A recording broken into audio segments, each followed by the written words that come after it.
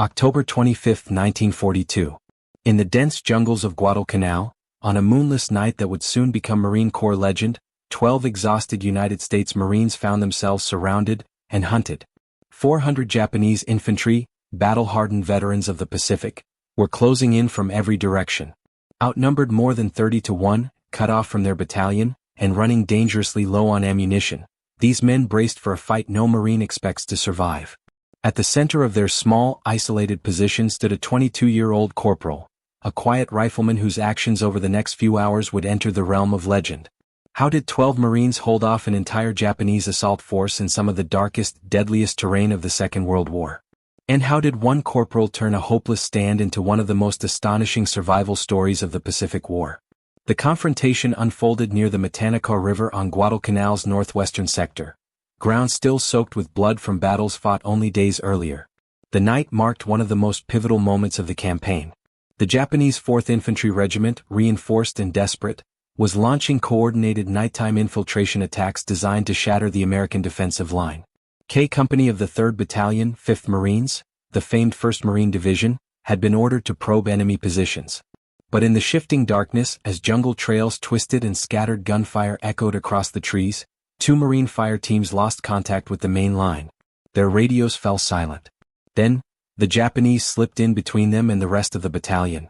What followed was a night of terror, courage, and raw determination. A close-quarters struggle fought at bayonet range beneath a suffocating jungle canopy where visibility shrank to only a few feet, and every whisper of movement signaled life or death. Little did they know that before dawn, one corporal's actions would rewrite the odds, and become a story whispered through Marine Corps history. The story of how 12 Marines ended up alone in the jungle begins days earlier, when the 1st Marine Division was nearing absolute exhaustion. After months of constant fighting, malaria, hunger, and sleepless nights, the men defending Henderson Field were stretched thin. The Japanese, determined to retake the island, had launched their largest coordinated offensive yet. Every Marine knew something big was coming. K Company, 3rd Battalion, 5th Marines, known simply as K/3/5, had been operating along the western approaches near the Matanikau River, a region that had already witnessed vicious fighting earlier in the campaign. The terrain was a nightmare: thick kunai grass, dense jungle undergrowth, sudden ravines, and steep ridges that cut up the land like broken teeth. Even during the day, visibility rarely extended beyond 20 yards. At night, the jungle swallowed everything. The enemy facing them that night belonged primarily to the Japanese 4th Infantry Regiment, veterans of the Shanghai and Nanking campaigns, men who were accustomed to night infiltration tactics. They favored silent approach routes, creeping up on American positions with bayonets fixed, often firing only at the last possible moment. The Marines had learned to fear these nighttime attacks, where the darkness itself felt alive. Among the Marines of K/3/5 was the small patrol led by a young corporal, steady, disciplined, and respected by the men who followed him. His fire teams had been given a simple but dangerous task: push forward along a narrow jungle trail and determine whether enemy forces were massing near the river. If the Japanese were preparing another assault on Henderson Field, commanders needed to know fast. But things went wrong almost immediately. Earlier that afternoon, distant gunfire echoed through the trees, masking the sounds of Japanese movement. The Marines advanced cautiously, weaving through the jungle, but visibility was nearly non-existent. As dusk approached, the air grew thicker, humid, and eerily still. Even the insects seemed to quiet down. Somewhere along that twisting trail, as the men stepped over roots and ducked under hanging vines, the patrol split at an unmarked fork. It wasn't unusual. These trails were not always clear, and in the fading light, one wrong step could send a fire team veering in the wrong direction. What made it catastrophic was what happened next. The Japanese slipped between them. Within minutes, the corporal realized they could no longer hear the rest of the patrol. Radio attempts failed, only static. Gunshots cracked in the distance, but they echoed strangely, bouncing off the jungle walls. The corporal gathered his men, whispering orders to stay low and move quietly. They were alone. Completely alone. Little did they know the Japanese had already detected their presence.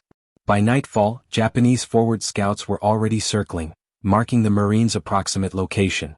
The 12 men huddled in a shallow depression beneath the trees, surrounded by thick brush, ferns, and towering trunks. They could barely see each other, their silhouettes swallowed by the dark. The corporal ordered a 360-degree perimeter, spacing the men just a few yards apart. Each Marine checked his rifle, mostly M1 Garands and a single Browning automatic rifle, and redistributed ammunition. Some men had only 4 or 5 clips each.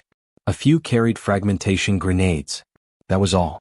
Far off in the distance, the sounds of battle rolled across Guadalcanal like distant thunder.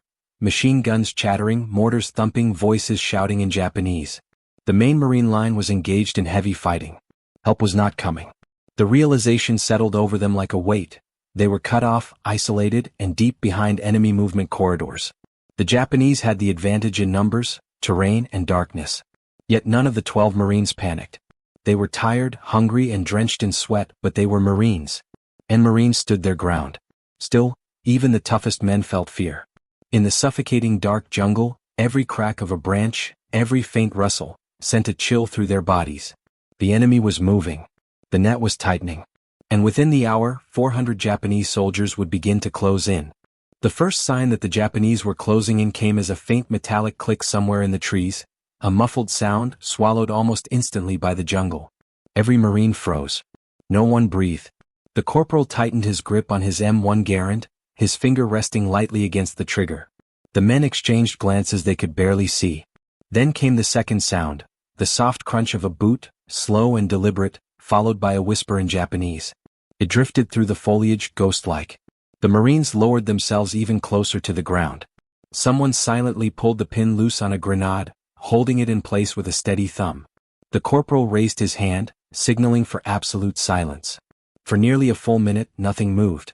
Then a flare burst in the far distance, an orange bloom lighting the sky for only a second. It was far from their position, but the brief glow revealed the silhouettes of the trees and cast long shadows across the jungle floor. The corporal knew what that meant. The Japanese were coordinating. They were marking lanes of advance. Little did the Marines know Japanese scouts were already circling just 50 yards away. The brush shifted again, this time closer. A low murmur passed between two unseen men. The corporal slowly angled his head, trying to track the voices. They seemed to be moving to the Marines' flank.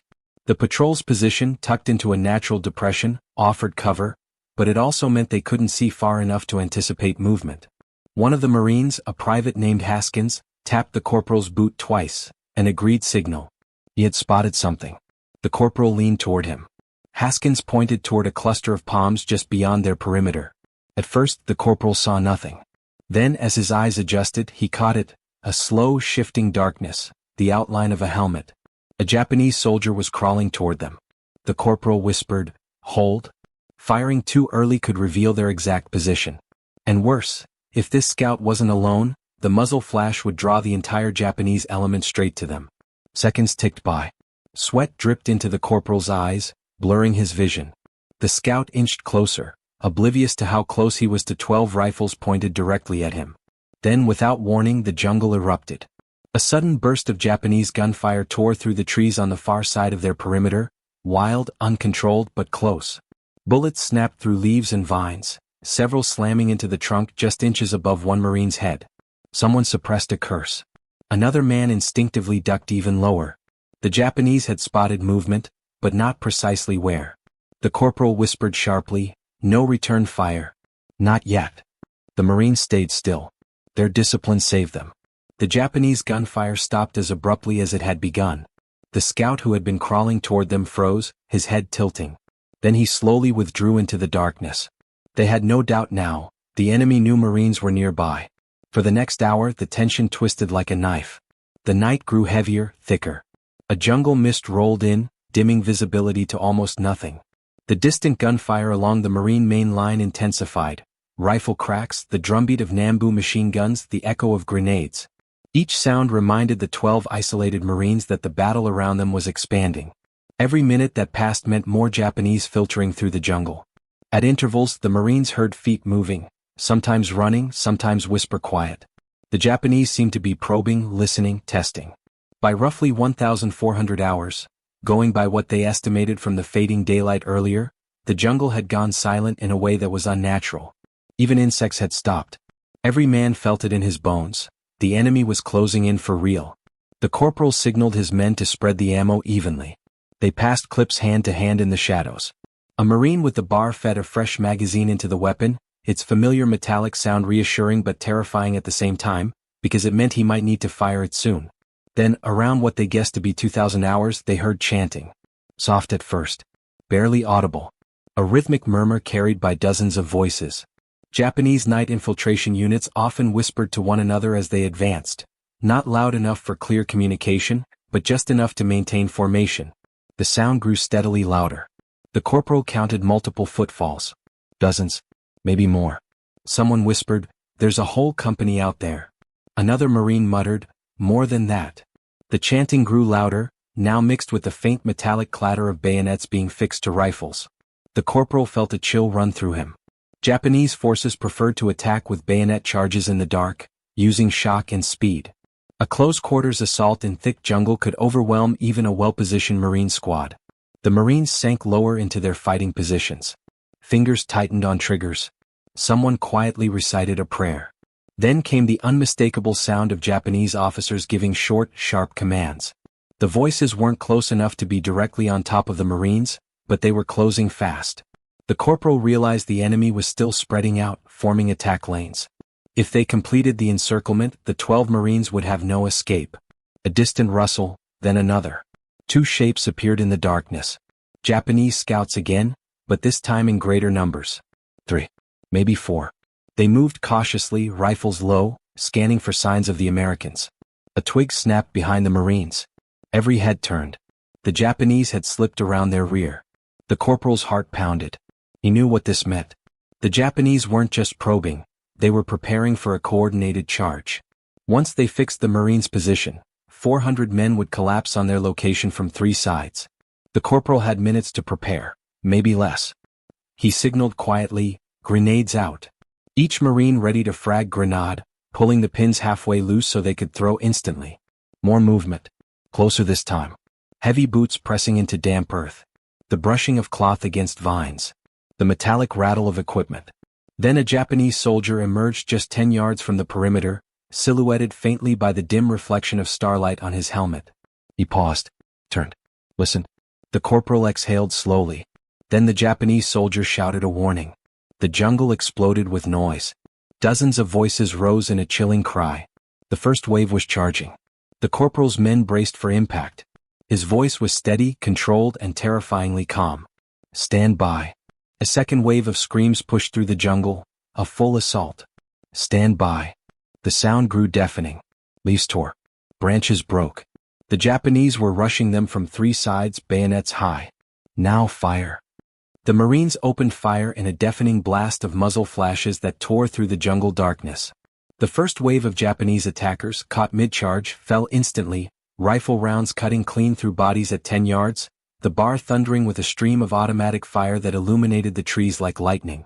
But for every attacker who fell, 3 more pushed forward. The Japanese assault force, driven by sheer momentum and the orders of their officers, crashed through the bush in a wave of steel and shouting voices. Their bayonets sparkled faintly in the chaotic flashes of gunfire. The Marines fired rapidly, working their M1s so fast the ping of empty clips rang again and again. The corporal shouted, "Shift left. They're breaking through." A Japanese soldier burst from the brush just feet away, lunging with his Arisaka rifle. One Marine fired a point-blank shot that dropped him in an instant, but another attacker leaped over the fallen body, swinging a bayonet downward. The Marine rolled aside as the blade slammed into the soil where his chest had been a second earlier. He grappled with the man, struggling in the dirt, until another Marine fired a single round that ended the fight. Grenades exploded across the perimeter, showering the Marines with mud, dirt, and shredded vegetation. One blast knocked over the bar gunner, who stumbled back into position and immediately resumed firing. The corporal scanned the perimeter. The Japanese were too close. Far too close. "Grenades, now!" he shouted. Metal clinked as grenades sailed outward. The explosions ripped through the advancing lines, forcing the Japanese momentarily back. But it wasn't enough. The corporal could hear new voices, fresh soldiers replacing the ones who had fallen. Their numbers were overwhelming. A Marine yelled, "They're behind us again." The corporal spun around and saw movement, shadows darting between trees. Japanese infiltrators had looped behind the depression. The Marines were now surrounded on all sides. The corporal realized they were seconds from being overrun. Then the worst moment of the night unfolded. A whistle shrieked through the jungle, sharp, commanding, unmistakable. It was the signal for a coordinated push. Instantly the shouting intensified. Dozens of Japanese soldiers surged forward in one massive, unified attack. The Marines fired until their barrels glowed faintly red. A furious melee erupted. The corporal shot one attacker at 5 yards, then swung to engage another rushing his flank. 2 Marines tackled a Japanese soldier who had broken directly into the perimeter, wrestling on the jungle floor, grunting and gasping in the dark. A 3rd Marine stabbed downward with his K-bar, ending the struggle in a violent instant. Rifle rounds cracked inches above their heads. Japanese machine gun fire swept the treetops, trying to pin them down as infantry closed the distance. A fragmentation grenade landed only a foot from one Marine. He kicked it away and dove, the explosion blowing dirt over his back. Shrapnel tore into his leg and he screamed, clutching the wound. Another Marine dragged him behind a tree, applying a crude field bandage in the dark. The corporal saw all of it, but he couldn't stop to think. He kept shifting the defense, calling out targets, controlling fields of fire. His voice was steady, unwavering, even as chaos swallowed the jungle. Hold the line. Keep them back. The Japanese assault pressed harder. A cluster of enemy soldiers charged from the northeast side. They sprinted forward with reckless determination, firing from the hip. The bar gunner pivoted, unleashing a brutal burst that cut 3 down instantly. But then his weapon jammed. He tried to clear it, hands shaking. A Japanese attacker lunged at him with a bayonet. Before the blade struck, the corporal fired, dropping the man mid-leap. He reached the bar man, slapped his shoulder hard, and helped clear the jam with quick, practiced movements. Back in the fight, he ordered. The bar roared again. But the ammunition was dwindling. Clip by clip, magazine by magazine, their supply evaporated. The men shouted when they were dry, tossing empty bandoliers aside. The corporal redistributed ammo in the chaos, handing out clips one at a time. Some Marines were down to only 3 or 4 rounds each. Through the foliage, the corporal saw movement, dozens of shapes advancing, their silhouettes lit by the flashes of Japanese gunfire. They were coming in force again. He knew what was happening. The Japanese were preparing for a breakthrough charge. If they breached, the Marines were finished. Fix bayonets, the corporal ordered, his voice hard and absolute. Metal clicked and locked. 12 blades glinted faintly in the darkness. The Japanese roared as they charged. The Marines braced for hand-to-hand combat. The 2 forces collided with a violent crash of bodies and steel. A Marine drove his bayonet into the chest of one attacker, then ripped it free and swung the rifle like a club at another. The corporal blocked a downward strike with the stock of his Garand, then countered with a bayonet thrust that dropped his attacker instantly. 2 Marines fought back-to-back, fending off 3 Japanese soldiers at once. The jungle floor became a blur of fists, steel, sweat, dirt, and blood. The corporal felt a burning slash across his arm. Someone had nicked him with a bayonet. He didn't stop. He fired point-blank into the attacker's torso, then turned to engage another rushing forward. A Japanese soldier tackled him to the ground. The corporal rolled, grappled desperately, and managed to grab the man's wrist. The bayonet tip trembled inches from his face. With a surge of strength, he forced the bayonet aside, reached downward, tore his K-bar free and stabbed upward. The attacker went limp. The corporal shoved him off, panting, dirt smeared across his face. All around him, the melee raged. Then came the moment that nearly broke the Marines completely. A massive shout erupted to their right. A group of Japanese had formed a wedge and were charging directly into the weakest part of the perimeter. 5 Marines struggled to hold it. 2 fell back under the pressure. The corporal saw it happening, saw the Japanese massing, saw the Marines falter, saw the breakthrough forming. If the enemy pushed through that gap, the entire position would collapse. The corporal sprinted toward the breach, shouting orders as he ran. Hold that line. Hold it. But the Marines were exhausted, wounded, and nearly out of ammunition. The Japanese were seconds from breaking through. And the corporal knew they were out of time. The impossible situation was here. This was the moment the night seemed lost. Everything hung on the next few seconds. The corporal knew that sheer firepower alone would not hold them. Ammunition was nearly gone, grenades were scarce, and the Japanese were still pressing from 3 sides. Something more was needed. Something unpredictable. Something bold. He scanned the jungle with eyes burning through the darkness. Then he saw it, a fallen tree, its massive trunk creating a natural barricade across the northern approach. It wasn't perfect, but it could funnel the Japanese into a narrow choke point. If they could hold that position just long enough, they might survive the night. Move to the tree. Quick, he hissed, his voice cutting through the chaos. The men scrambled, dragging themselves and the wounded behind the makeshift barrier. The corporal positioned himself at the center, where he could see every approach. The Japanese were relentless. They surged forward in waves, screaming, shouting, charging with bayonets and rifles. Each wave was met with precise bursts of fire, grenades lobbed into the brush, and when they broke too close, a savage close-quarters defense. The choke point worked. The Japanese could no longer surround the Marines fully.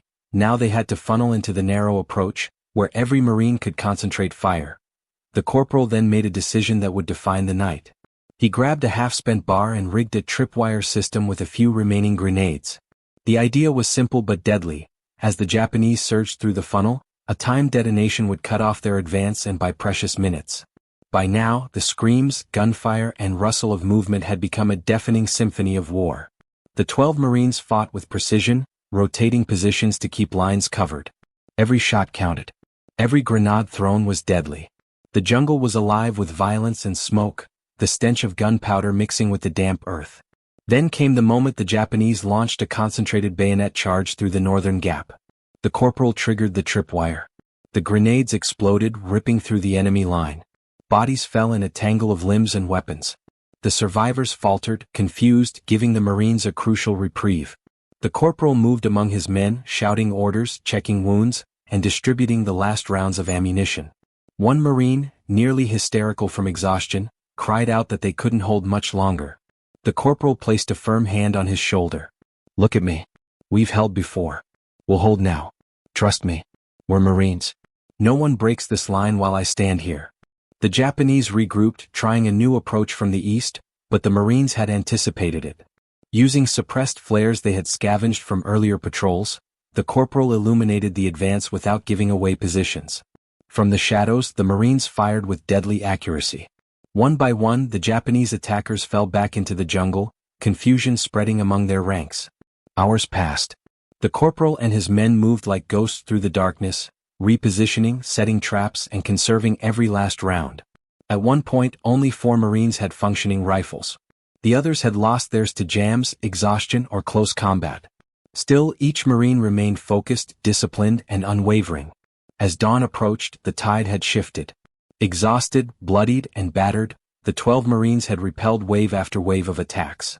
The Japanese, demoralized and suffering heavy casualties, began to withdraw toward the thicker jungle beyond their reach. For the first time in hours, the air seemed quieter. The roar of battle faded into distant echoes. The corporal, barely able to stand, surveyed the perimeter. His men were bruised and wounded, but all were alive. Against impossible odds, 12 Marines had survived a night trapped by 400 enemy soldiers. What had started as near-certain death had transformed into a testament of courage, ingenuity, and sheer determination. This night, one young corporal had turned desperation into legend, and his men's survival would become a story told in whispered reverence throughout the Pacific campaign. When dawn finally broke over the jagged Guadalcanal jungle, the battlefield was quiet except for the distant echoes of retreating Japanese forces. 12 Marines, bruised, bloodied, and exhausted beyond comprehension, had survived a night that seemed impossible. The corporal, his uniform torn and his face streaked with grime and blood, allowed himself a brief moment to breathe, knowing that every second had been a fight for survival. The cost had been heavy. 4 Marines sustained serious injuries, gunshot wounds, bayonet slashes, and grenade shrapnel. Yet remarkably, there were no fatalities among the 12. The Japanese, meanwhile, had suffered devastating losses. Estimates later confirmed that over 70 enemy soldiers had fallen in the immediate vicinity of the Marine stand, with dozens more wounded. The disproportionate casualty ratio was a testament not only to the Marines' skill and courage but also to the strategic brilliance of a corporal who refused to surrender to the night. Word of the action spread rapidly through the 1st Marine Division. Commanders recognized the extraordinary nature of what had occurred. The corporal received the Navy Cross for his leadership, courage, and tactical ingenuity. The men under his command were lauded for their unwavering discipline, composure under fire, and the sheer will to survive against impossible odds. The engagement became a case study in small unit tactics, night defense, and the importance of leadership under pressure. Yet beyond medals and reports, the true legacy of that night lay in the story itself, the human cost of war and the resilience of those who refused to be broken. In letters home, surviving Marines spoke of fear, terror, and exhaustion, but also of unshakable camaraderie. Each man knew that his life and the lives of his comrades had hung by a thread and been preserved by courage, quick thinking, and sheer determination. For the Pacific Campaign, the defense helped stabilize a critical sector near the Matanikau River, denying the Japanese the advantage they sought and contributing to the broader effort to secure Henderson Field. Historians later described the action as a defining moment in small unit engagements during the Guadalcanal campaign, a demonstration that even in the face of overwhelming numbers, determination and leadership could tip the balance. This was just one of countless untold stories from the Second World War. Subscribe to WWII Dark Tales as we continue to bring these forgotten chapters of history back to life.